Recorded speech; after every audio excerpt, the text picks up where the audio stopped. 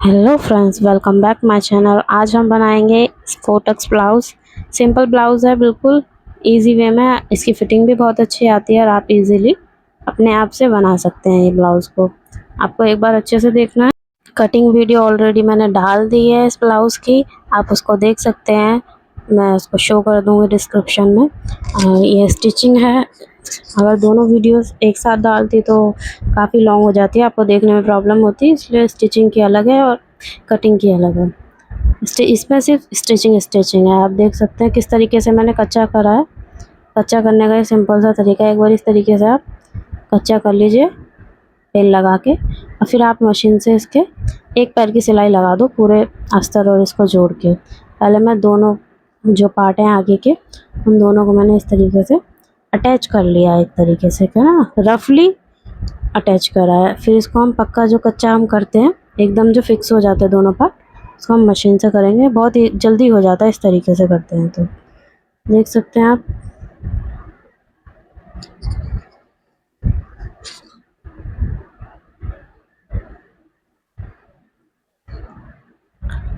हमारा अब कच्चा हो गया था पेन से, अब हम मशीन से करेंगे। और देख सकते हैं किस तरीके से मैं एक पैर की सिलाई मार रही हूँ। सिलाई फुल है एकदम। ये फुल सिलाई होती है 5 नंबर की, हम 1 नंबर वही चला रहे हैं इसमें, क्योंकि हमें ये ज़रूरी नहीं है इसका कोई निकालना या कुछ भी मजबूती की कोई वो नहीं है। ये टेम्परेरी सिलाई होती है, इसलिए इसको बस हमें जॉइंट करना है दोनों पार्ट्स को।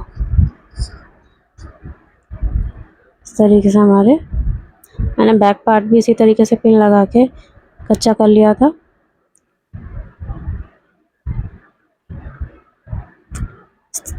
जो आप स्टिच लगा रहे हो उसका ध्यान रखना कि इक्वल डिस्टेंस पे ही लगाओ सारी स्टिचिंग। एक पैर की काफ़ी होती है, उससे ज़्यादा ना लगाओ कि हाफ इंच की मार्जिन लेके आप लगाओ, तो वो चीज़ आपको फिर बाद आगे जाके बार बार उसको सिलाई को निकालना पड़ेगा। अगर आप एक पैर की सिलाई लगाओगे इस तरीके से, तो आपको कोई सिलाई निकालने की ज़रूरत नहीं पड़ेगी। जो भी आप स्टिचिंग वगैरह लोगे गले पे, आर्म होल पे, सब वो उसके अंदर ऑटोमेटिकली आ जाएगी, तो उसमें कुछ फ़र्क नहीं पड़ेगा आपको। मैं सारे पार्ट इसी तरीके से फिक्स कर लूँगी। लोग वैसे नॉर्मली हाथ से भी कच्चा कर लेते हैं, जिस टाइम कटिंग करते हैं उसमें डबल टाइम लग जाता है। पिन से यह है फटाफट हो जाता है सब काम। मेरा फेवरेट है, पिन से हर चीज़ के लिए बहुत इजी है। हाँ, निकाल दिया हमने सारी पिन सब। जो भी हमारा एक्स्ट्रा फैब्रिक है इधर उधर साइड में, नेक का जो भी है, उस सबको हम एकदम जो हमारे अस्तर का साइज़ में पूरा फिक्स करके काट लेंगे। हमारा क्योंकि अस्तर का फिटिंग है, जो हमारा एक्स्ट्रा कपड़ा जो बाहर का है वो हमारा कोई वेस्ट है बिल्कुल, उसका कोई यूज़ नहीं है। हमें बस अपने जो हमने अस्तर की कटिंग करी है उसके साइज़ का हमें फैब्रिक पूरा दोनों आगे पीछे के रखना है। जो भी एक्स्ट्रा फैब्रिक दिखे वो सारा कट कर दो।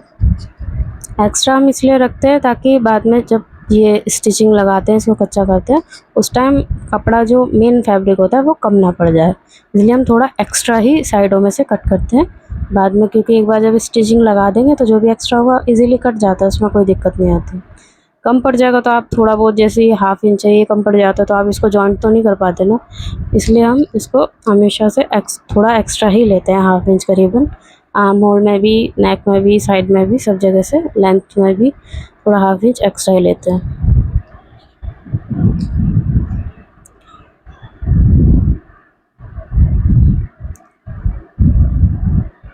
इस तरीके से हम सारे जो भी एक्स्ट्रा है उसको कट कर लेंगे। फ्रंट बैक सारे पार्ट्स पिन हमने रिमूव कर दिया। अब हम स्टिचिंग लगा रहे हैं जो हमारे जहाँ पे प्लेट डालनी है। ये फ्रंट पार्ट है, इसमें जहाँ जहाँ हम प्लेट डालेंगे उसको पहले हम सिंपली जो नॉर्मल कप फैब्रिक है डबल जॉइंट करके जो है उसको हम रख के सीधा स्टिचिंग लगाएंगे एक एक उसके ऊपर लाइन के, ताकि जो बाद में जो हमारा जब मोड़ के हम जो टक से प्लेट डालते हैं ना, जब डालेंगे हम तो उसको आगे पीछे नहीं होना चाहिए, फैब्रिक दोनों एक से जॉइंट रहने चाहिए। थोड़ा अंदर का कम दब जाता है, बाहर का ज़्यादा दब जाता है, तो वो चीज़ नहीं होनी चाहिए। अगर इस तरीके से हम स्टिचिंग लगाएंगे तो हमारा फैब्रिक दोनों इक्वल ही दबेंगे, क्योंकि एकदम यहीं से ये सेंटर से एकदम ये जॉइंट रहते हैं। इसी तरीके से हम सारी स्टिचिंग लगाएंगे।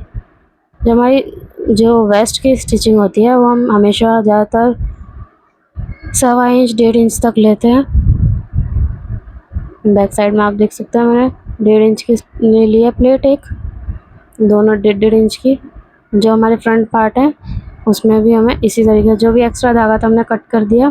जॉइंट सिलाई लगाते हैं उसमें एक्स्ट्रा जॉइंट हो जाते हैं जो कट कर देने हैं हमें, उनका कोई वो नहीं है। जितना ही मैंने 1.5 इंच का मार्जिन वेस्ट की बैक वाली प्लेट में लिया था उतना ही मैंने फ्रंट की वेस्ट वाली प्लेट में आगे की तरफ लिया है 1.5 इंच। और जो भी हमारी एक्स्ट्रा जो 3 प्लेट डलती हैं साइड की वो हमें एक पैर के मार्जिन के हिसाब से लगानी है। उसमें आपको कोई मार्जिन नहीं देखना, किसी भी साइज़ का ब्लाउज़ हो, कोई भी ब्लाउज़ हो, कभी भी आप इसकी अगर स्टिचिंग कर रहे हो इस टाइप के ब्लाउज़ की, तो आपको एक पैर की ही सिलाई लगानी है। और सिलाई हमेशा दोनों डबल करके लगानी है। बाहर की तरफ से आपको स्टिचिंग लेनी है और उसको बाद में वहीं से लास्ट पॉइंट से घुमा के बाहर की तरफ ही निकाल देनी है। इससे आपकी प्लेट कभी भी खुलेगी नहीं। नॉर्मली जो ज़्यादातर होते हैं जो 1-2 बार ब्लाउज़ पहनने पे ये प्लेट खुल जाती हैं लोगों की, और इसी वजह से खुल जाती हैं कि सिंगल सिंगल सिलाई मारी होती है। अगर आप जो ऊपर जाके पॉइंट पे कट कर देते हैं तो वहाँ से भी फिर सिलाई धीरे धीरे निकलने लगती है। इसलिए पूरा बिना कट करे बाहर से लीजिए सिलाई को पूरा, और अंदर से पूरा लेके इस तरीके से बाहर निकाल के कट कर दीजिए धागा। इसी तरीके से हम अपना सारे ब्लाउज़ रेडी कर लेंगे। अब हम इसको जो शोल्डर होता है हमने शोल्डर जॉइंट कर लिया है, शोल्डर पे भी डबल सिलाई मारी है, ये आपको देख सकते हैं। ये कुछ पॉइंट होते हैं, आप देख सकते हैं किस तरीके से मैं लाइन वाइज काम कर रही हूँ। जो पॉइंट मैंने पहले लिया है वही पॉइंट मैं हमेशा पहले ही लेती हूँ। ये नहीं कि मैं पहले नेक बनाने लग जाऊँगी या बाद में प्लेट डालूँगी। इस तरीके जैसे मैं जो काम पहले पहले कर रही हूँ उसी तरीके से आप करोगे तो आपका ब्लाउज़ बहुत जल्दी बन जाएगा। नॉर्मली पहले भी मुझे 4-5 घंटे लग जाते थे एक ब्लाउज़ बनने में। जैसे जैसे आप काम करते रहते हो एक्सपीरियंस मिलता है आपको, तो आपका नॉर्मली हाथ की स्पीड बढ़ जाती है कि कौन सा काम हमें पहले करना है। एक ब्लाउज़ में ही 10 तरह के पॉइंट आते हैं कि हमें अब ये करना है, अब ये करना है। देख सकते हैं अभी हम जो बटन पट्टी बनाते हैं हुकाई वाली, हम वो चीज़ बना रहे हैं कि हमने पहले प्लेट डाल ली है, पक्का हो गया है, शोल्डर भी जुड़ गए हैं। नेक लगाने को हम लगा सकते थे पहले, लेकिन नेक यहाँ पे फिर जो ऊपर नेक की तरफ फिनिशिंग नहीं आती, इसलिए हमने पहले ये पट्टी को लगाया है। एक बार ये पट्टी लग जाएगी दोनों तरफ इक्वल हो जाएगा, फिर हम नेक भी बना सकते हैं। नेक आप इसके बाद भी बना सकते हो और लास्ट में भी बना सकते हो।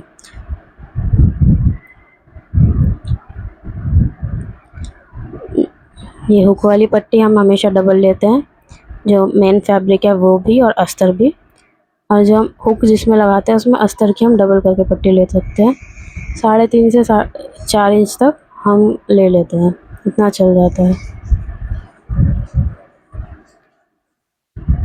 मार्जिन हमें दोनों में इक्वल रखना है, कोई 1/2 इंच नहीं लेना, कम से कम लेना है 1 पैर करीब।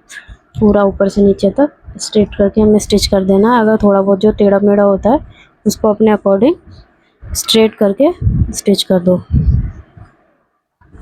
ये ऊपर की कच्ची सिलाई है, ये बाद में निकल जाएगी इजीली, इस पर तुरपाई होती है। ये नेक की अब फिनिशिंग आ गया। नेक पे अगर अब हम गला बनाएंगे तो अच्छे से पट्टी बैठ जाएगी।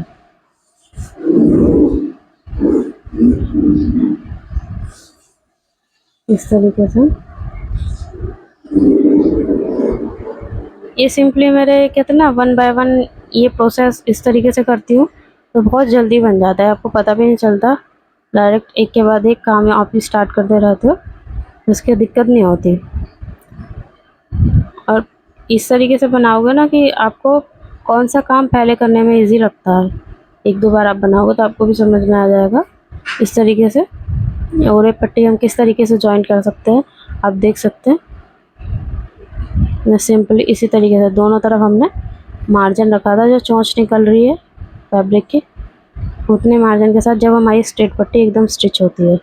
आप आगे पीछे थोड़ा जॉइंट कर दोगे, ऊपर से एकदम मार जोड़ के जॉइंट करोगे तो नहीं हो पाता। जो भी हमारा एक्स्ट्रा होता है हमने निकाल दिया, तरीके से हमारी और एक पट्टी रेडी हो जाती है। इसमें हम कितने भी जॉइंट लगा सकते हैं, उसकी कोई प्रॉब्लम नहीं है।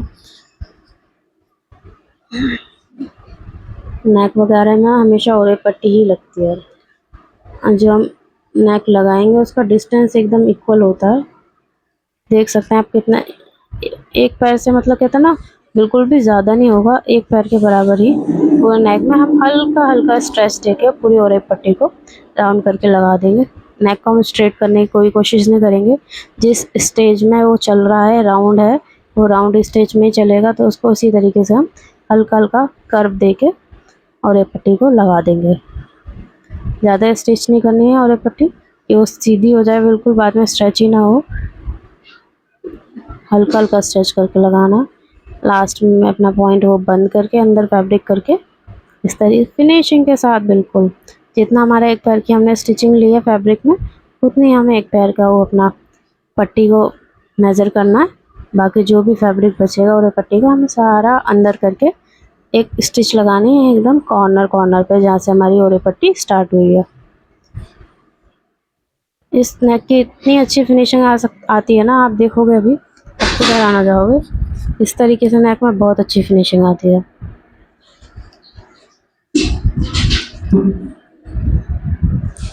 ये हमारा हो गया पूरा नेक फिनिशिंग के साथ रेडी। जो भी हमारा एक्स्ट्रा फैब्रिक पीछे और पट्टी का बचा था उसको हम कट कर देंगे। इनको मोड़ने में फिर दिक्कत नहीं आती, नहीं तो ये थोड़ा बहुत ना निकलता रहता है नेक में से, तो उसमें फिनिशिंग अच्छी नहीं आती। तो फिनिशिंग का काम करिए हमेशा, सबको पसंद आएगा, आपको भी पसंद आएगा। हमारा तो यही काम है, एकदम फिनिशिंग के साथ होना चाहिए कि जो एकदम बेस्ट दिखे। ये हमारा एक पैर का जो भी था, इस तरीके से हम इसमें सिलाई नहीं लगाएंगे। और नॉर्मल हम कुछ नहीं लगाते इसमें लेस वगैरह, तो हम इसमें मोटी सिलाई लगाते हैं जो बाद में उधेड़ देते हैं, नहीं तो हाथ से हम कच्चा करके जब इसमें तुरपाई करते हैं। अब हमें इसमें लेस लगानी है नेक में, तो हम डायरेक्ट स्टिचिंग लगा रहे हैं। स्टिचिंग भी हमने फुल करके लगाई है, क्योंकि फुल भी कहीं नहीं जाती। ऊपर से फिर हम एक दो बार लेस की सिलाई लगाएंगे तो ये एकदम पक्का हो जाएगा। इस तरीके से हम पूरे नेक पे स्टिचिंग लगा लेंगे एकदम एक पैर के करीबन। जितना हमारी वो पट्टी थी उतना ही उसको शेप में हमने मोड़ा है, उतना ही हम एक पैर के करीबन इसमें स्टिचिंग लगा लेंगे पूरा। देख सकते हैं कितना फिनिशिंग के साथ हमारा नेक उसी कर्व में बना जिस कर्व में हमने कटिंग करी है। इसके ऊपर हम लेस लगाएंगे। लेस हमेशा जो हुक पट्टी होती है, जहाँ हमें आई बनानी होती है, उसके थोड़ा बाहर करके लगानी है, उसके ऊपर नहीं लगानी। उसके ऊपर लगाओगे तो आपको आई बनाने में दिक्कत होगी। जो फर्स्ट आई बनाते हैं उसको वहीं पे बनाया जाता है, एकदम कॉर्नर पे। आप अगर वहाँ लेस लगा दोगे तो लेस के ऊपर आई बनाना दिक्कत है, बार बार आपकी लेस भी खींच लेगी, वो भी ख़राब हो जाएगी। हम सिंपली इसी तरीके से अपना लेस लगा लेते हैं पूरा। लेस पे भी मैंने डबल सिलाई लगाई है ताकि वो दोनों तरफ से मजबूत हो जाए, आगे की तरफ से भी पीछे की तरफ से भी। हमारा नेक पूरा इसी तरीके से रेडी हो गया। एक बार इस पर हम आयरन लगा देंगे तो बिल्कुल परफेक्टली सेट हो जाएगा। ये हमारी स्लीव थी, स्लीव के फैब्रिक में थोड़ा कम पड़ रहा था तो हमें साइड में फैब्रिक लगाना पड़ेगा। नॉर्मली एक तरफ भी लगा सकते हैं, लेकिन हम एक तरफ नहीं लगाएंगे। जो सेंटर की जो बॉर्डर है वो सिर्फ एक, फिर भी एक तरफ की साइड ही जाएगा। हमें दोनों की तरफ थोड़ा थोड़ा फैब्रिक लगाना है, जिससे इक्वल डिस्टेंस में हमारी स्लीव इसके अंदर आ जाए। ये हमारा जो बॉर्डर है ये हमारे सेंटर में है। जो भी एक्स्ट्रा हमारा इधर उधर जो है वो अपना थोड़ा बहुत जो फैब्रिक हम लगा रहे हैं, थोड़ा 2 इंच करीबन, तो ये स्टिचिंग में चला जाएगा। जो एक्स्ट्रा मार्जिन लेते हैं 1.5 इंच, थोड़ा जो इसमें ये शेप स्टिचिंग लगाएंगे जॉइंट की, इसमें चला जाएगा। इसलिए हमें बॉर्डर मेन था, बॉर्डर हमें चाहिए था सेंटर में, इसलिए हमने साइडों में दोनों तरफ फैब्रिक लगा के इसको अपना पूरा कर लिया। स्लीव के अकॉर्डिंग स्लीव हमने पहले काट लिया अस्तर पे। इसको हमने रिवर रख के देख लिया था, वो सेट नहीं हुआ, छोटा पड़ा, इसलिए हमने जॉइंट लगाने के लिए पहले ही कट कर लिया था। ऐसे हमारा स्लीव का पूरा जॉइंट हो जाएगा, देख सकते हैं। दूसरा पार्ट भी हम इसी तरीके से जॉइन कर लेंगे।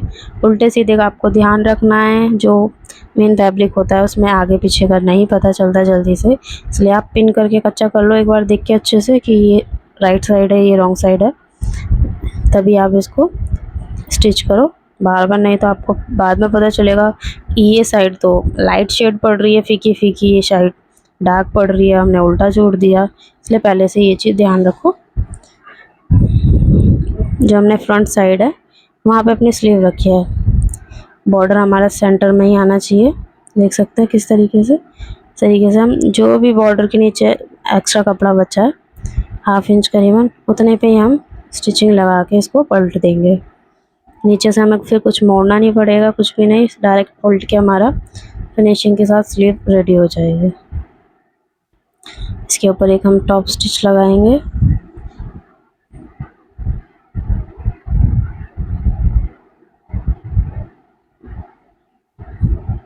जब फैब्रिक वगैरह कम होता है तो इस तरीके से आप स्लीव को नीचे से मोड़ सकते हो, नहीं तो आप इसमें नीचे से अगर आपके पास फैब्रिक है तो अस्तर वाले फैब्रिक की पट्टी जोड़ के आप इसको तुरपाई वाला भी कर सकते हो।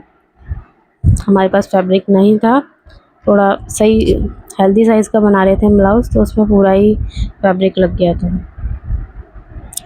नहीं तो हम इसमें गला भी अस्तर वो जो बुकरम से बनाते हैं वैसे बना सकते हैं, पेस्टिंग वाला। इस तरीके से देख सकते हैं अब हमारी स्लीव रेडी हो गई है। दूसरी भी हम इसी तरीके से राइट साइड पर रख के अंदर की तरफ पलट देंगे। बाजू का आपको ध्यान रखना है किस तरफ हमने फ्रंट की कटिंग करी हुई है, किस तरफ हमें बैक की कटिंग करी हुई है। दोनों पार्ट हमारे सेम नहीं होने चाहिए। स्लीव को अच्छे से एक बार चेक करके जब आप स्टिच करने लगे, नहीं तो सेम स्लीव दोनों एक जैसी रेडी हो जाएंगे तो आपको बहुत दिक्कत होगी।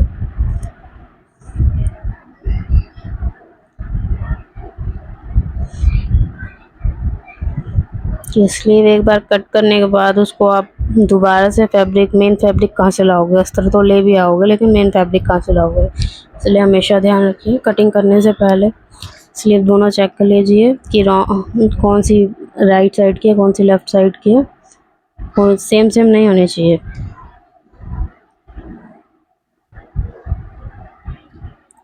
जो भी हमारा एक्स्ट्रा फैब्रिक था हमने इसी तरीके से कट कर दिया। हमारी स्लीव भी रेडी हो गई दोनों।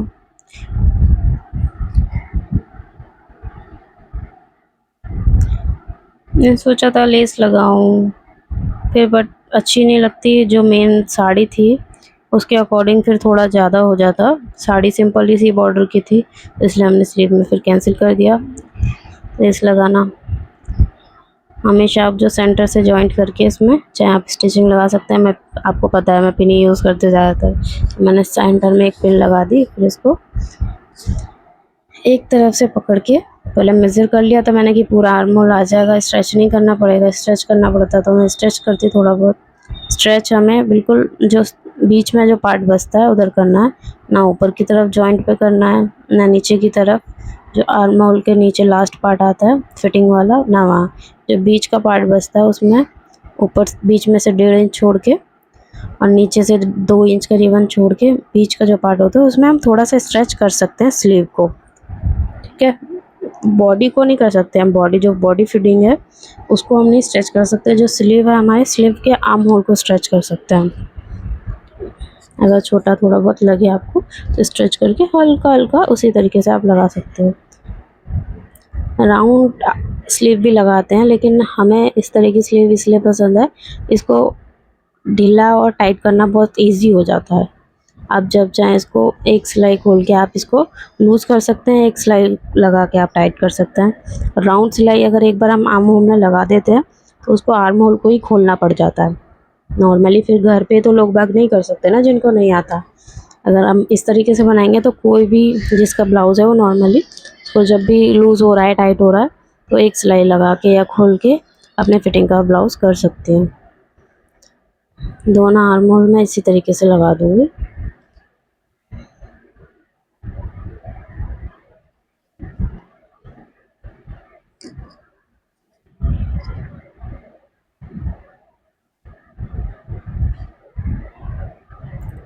थोड़ा सा हमारा इसमें हमने पिन नहीं लगाया था तो फैब्रिक हमने स्ट्रेच नहीं करा, इसलिए हमारा छोटा पड़ गया। इसलिए हम दोबारा से इसको खोल के जब लगा रहे हैं, इसलिए कहते हैं हमेशा फर्स्ट की सेंटर में जॉइंट कर लो इक्वल करके, फिर अपना आप इसको लास्ट पार्ट से पकड़ के स्टिचिंग लगाओ। नहीं तो आप एक तरफ का पहले एक साइड की लगा सकते हो, फ्रंट साइड आर्म होल जो है, फिर बैक साइड, जब आपकी एकदम फिटिंग आ जाती है। मैं थोड़ा थोड़ा इसको स्टिचिंग को निकाल रही हूँ, थोड़ा थोड़ा करके पूरा इक्वल करके लगा दूँगी।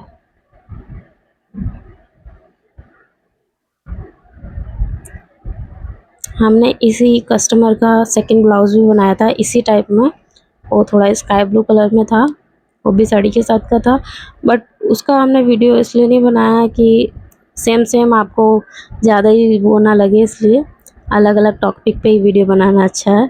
इसमें आपको समझ ही आ जाएगा, ऐसा कोई पॉइंट नहीं है जिसमें आपको नहीं समझ में आएगा कि ऐसी वीडियो मुझे दोबारा अपलोड करनी पड़े। अगर आपको लगता है कि मुझे इस टाइप की अगर थोड़ा बहुत कुछ डिफरेंट हो तो मैं इसी टाइप की वीडियोस अपलोड करूं, तो आप बता सकते हैं मुझे कमेंट सेक्शन में। इस टाइप में कई टाइप के ब्लाउज़ होते हैं, कटोरी कट भी होता है, बेल्ट वाला भी होता है। नॉर्मली लेडीज़ इस टाइप के ब्लाउज़ ही पहनती हैं।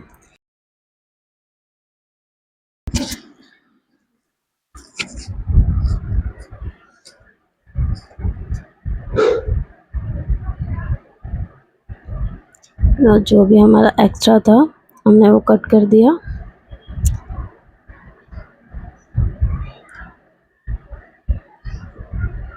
हमारे कैमरे में वेव्स आ जाती हैं, मोबाइल कैमरा ही है, ज़्यादा हाई-फाई कैमरा तो है नहीं हमारे पास, इसलिए आपको लगे तो थोड़ा बहुत अवॉइड करना इस चीज़ को। जो हमारा जो बार-बार हैंड दिखाई देता है ना, उससे ये फ़ोकस लेने की कोशिश करता है, अब फिर फ़ोकस ले नहीं पाता, इसलिए बार-बार हिलने लग जाता है। नीचे हमने 1.5 इंच का जो एक्स्ट्रा रखा था मार्जिन मोड़ने के लिए, उतना ही हमने 1.5 इंच नाप के मोड़ दिया है अंदर की तरफ, फ्रंट टू बैक पूरा।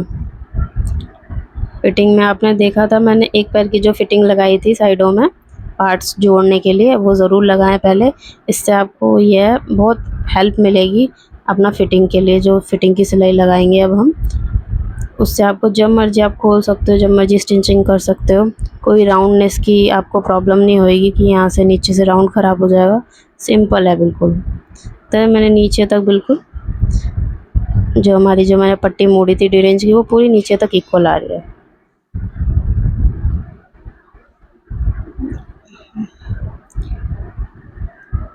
मैं एकदम अच्छे से बराबर करके दोनों पार्ट्स को इस तरीके से हमें फिटिंग लगानी है।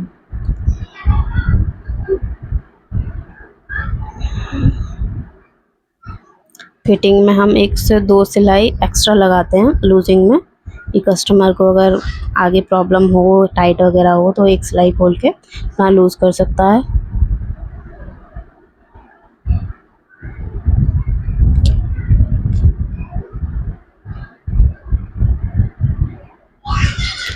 दोनों तरफ हमने इसी तरीके से जो भी हमारी फिटिंग थी वो फिटिंग मेज़रमेंट करके एक बार दोबारा से लगा के जब करिए। एक एक पैर की सिलाई हमने छोड़ के मार्जिन हमने 2-3 सिलाई और लगा दी हैं। इस तरीके से हमारा ब्लाउज़ पूरा कंप्लीट हो गया है। बनने के बाद एक बार आप इसको मेज़रमेंट ज़रूर लीजिए कि आपका ब्लाउज़ पूरा फिटिंग का बना है या नहीं है। अगर आपको थोड़ा बहुत भी 19-20 लगता है तो आप उसको साइड से कम ज़्यादा करके फिट कर सकते हो। हमारा जो भी फिटिंग थी हमने इक्वल उसी तरीके से हमने पूरा फिट कर दिया है। So thanks for watching guys. अगर आपको वीडियो पसंद आई है तो प्लीज़ लाइक शेयर सब्सक्राइब।